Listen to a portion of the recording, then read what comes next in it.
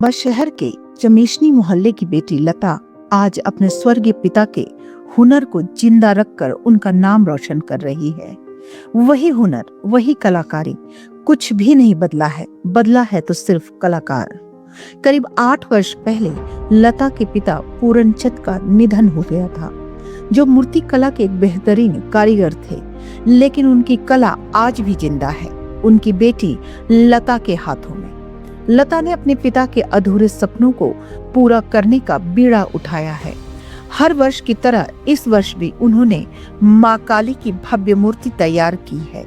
इस मूर्ति को मां ज्वाला जी मंदिर से लाई गई पवित्र ज्योत के साथ सुल्तानपुर वार्ड के माई का बाग मोहल्ले में स्थापित किया जाता है। लता बताती है कि इस मूर्ति को बनाने में उन्होंने पराली, लाल मिट्टी, प्लास्टर ऑफ पेरिस, कच्ची रस्सी, फट्टे, मलमल का कपड़ा और विभिन्न रंगों का उपयोग किया है। करीब 3 सप्ताह की कड़ी मेहनत के बाद यह अद्भुत प्रतिमा तैयार हुई है।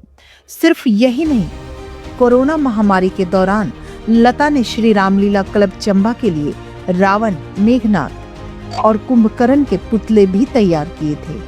लता कहती है, लड़कियां किसी भी क्षेत्र में लड़कों से कम नहीं है। अगर ठान लिया जाए तो कोई भी काम असंभव नहीं होता। आज लता अपने पिता की कला को नई ऊंचाइयों तक ले जाने में जुटी है और साबित कर रही है कि हुनर कभी खत्म नहीं होता, वो पीढ़ियों तक जिंदा रहता है।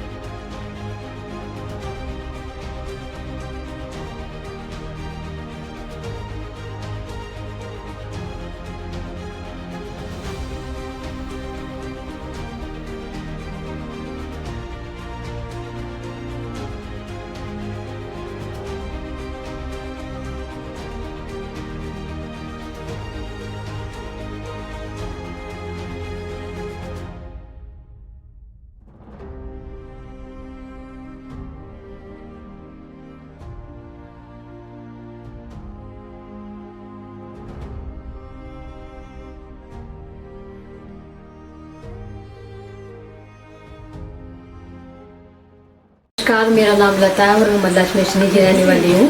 ये मैं 2020 से बना रही हूँ। 2020 ना मुझे मेरे पिताजी से मिली थी। मेरे पिताजी बनाते थे ये मूर्ति।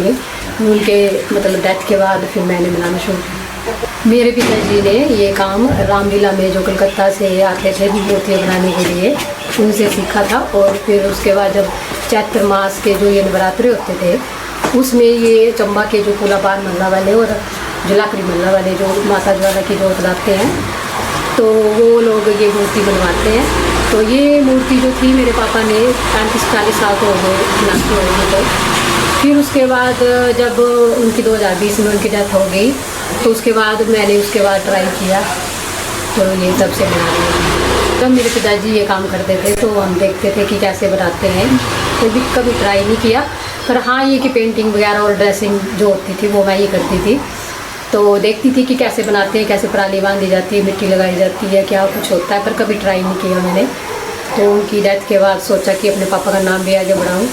और ये हमारे ख़ानदान में एक तरह की परंपरा ही बनी हुई थी, तो सोचा चलो इसको भी आगे बढ़ाऊँ उनके डेथ के बाद। अगर मौसम अच्छा हो तो 15-10 दिन में एक मूर्ति तैयार हो जाती है, क्योंकि मेन तो होता है मिट्टी सूखने का काम, है ना। तो मिट्टी सूख जाए ठीक टाइम पे जी, तो उसी हिसाब से ये जी हाँ जी सर। ये मैंने जब 2020 में लॉकडाउन हुआ था, तो उसमें ये था कि बाहर से जो लोग पुतले बनाने के लिए आते थे तो वो नहीं आ सके। उस टाइम कोरोना काल था, तो रामलीला वालों ने उस टाइम पे मुझे ये बोला कि अगर आपके पापा होते तो हमें टेंशन की ज़रूरत नहीं थी।